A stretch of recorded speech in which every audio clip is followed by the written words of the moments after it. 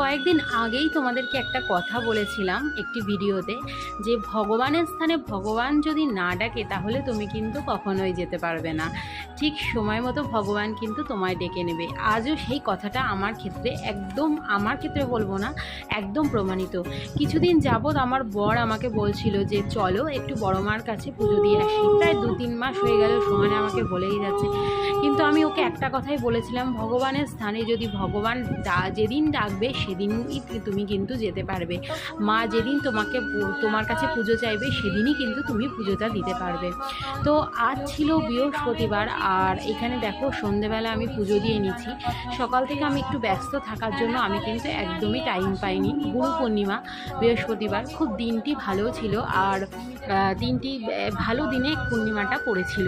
যাই হোক, সব দিনই ভালো আমার কাছে, কোনো দিনই খারাপ না, তবে বৃহস্পতিবার পূর্ণিমা পড়ার একটা আলাদাই অন্যরকম হয়তো সবাই সেটা ভাবে।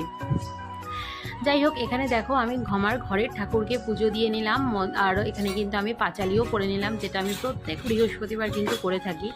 সুন্দর করে নিষ্ঠা ভরে মন থেকে ভক্তি দিয়ে কিন্তু আমি ভগবানের পুজো করি, আর পাঁচালিটাও কিন্তু পড়ি।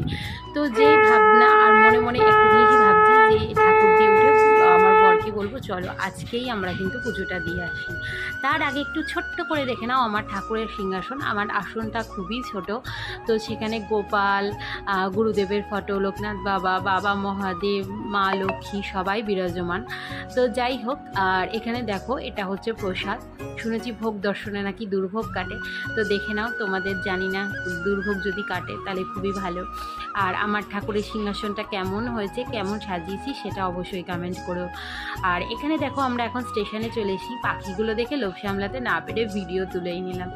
আর এখানে দেখো এখন 3 জনে যে দাঁড়িয়ে আছি, ট্রেনে উঠবো। আমাদের ট্রেন কিন্তু ঢুকে গেছে, যাবো নৈহাটি স্টেশন, আমাদের গন্তব্য।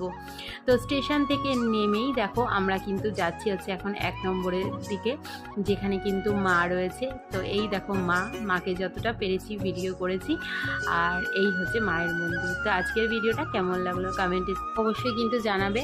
আর এই হচ্ছে মা। তো তোমরা অবশ্য মায়ের দর্শন করে নাও, মাকে তোমাদের মনের কথা জানাও। আশা করি মা তোমাদেরকে কিন্তু রক্ষা করবে সমস্ত বিপদের হাত থেকে। জয় বড় মা।